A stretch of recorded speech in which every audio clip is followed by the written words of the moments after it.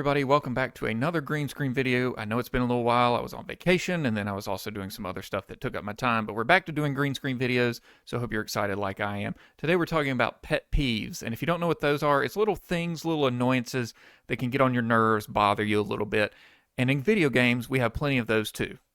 So today I want to talk about some of my gaming pet peeves, and I think you may relate to these, and if you have some of your own, feel free to leave them down in the comments below. I'd love to hear from you, so let's go ahead and get started. A big one for me is escort missions. Escort missions are just the biggest pet peeve of mine because I just do not enjoy doing them. And it seems like something that's being integrated into like every game these days.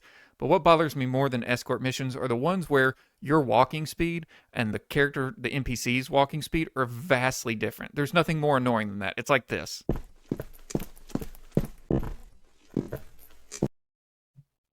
Like that, all while they're trying to tell you some sort of lore dump or explanation. It's some kind of exposition dump because that's the way the game developers decided to explain what's going on to you, is have you follow a character and then listen to them spout on for a while. And that's why they walk so slow, is because they have a certain amount of things they need to get out of the way.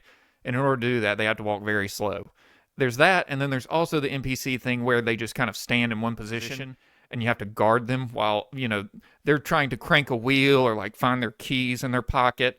And all the while, skeletons are coming out of the ground, dragons are breathing fire, helicopters are just the armies of hell have awakened, and you now have to guard this one person who's doing the most mundane task.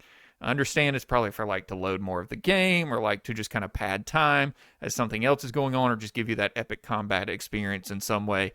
But overall, it's just a big pet peeve of mine that's some sort of gameplay mechanic that has found its way into just about every game that you play these days.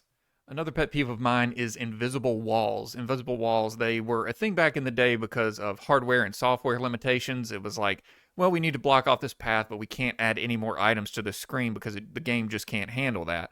So we'll just put an invisible barrier up that will block you from going down a pathway.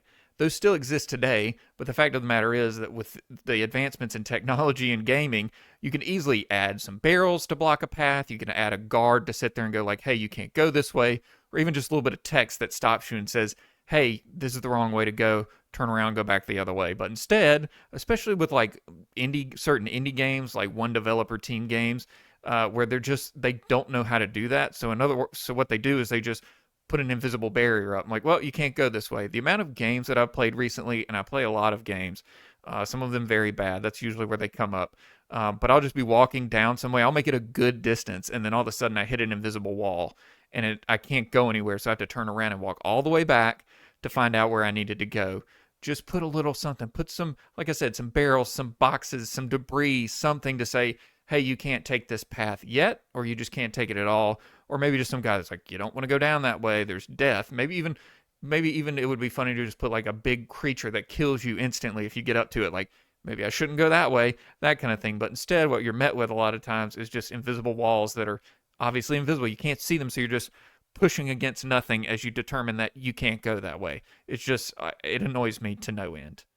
All right, this next one may be a little bit of a hot take. I don't know if it is, but for me, one of my biggest pet peeves is how often games implement crafting, durability to armor and weapons and all this stuff in an effort to make it more realistic. I can appreciate the thought process behind that and going, well, if you use a sword for too often, it's going to get dull, it might break. Same with your armor, you get hit enough times, it's going to get scratched up or break or whatever. I get that.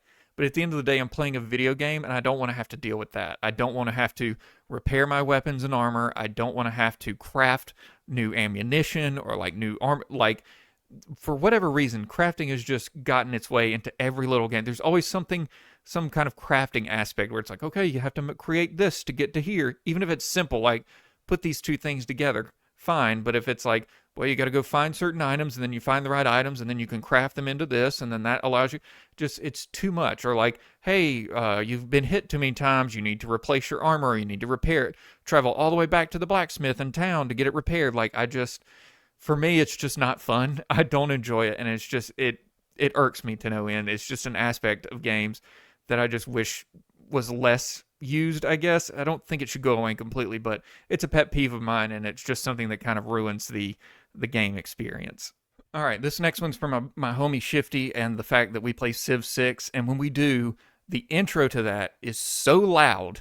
It's just so loud it makes your eardrums bleed, And I feel like that's something that should be figured out by now. It annoys me so much when you start up a game and it's like you could have your volume like one tick away from completely muted and it still blows your head off. It's just like because your ears are just blown out by this intro sound.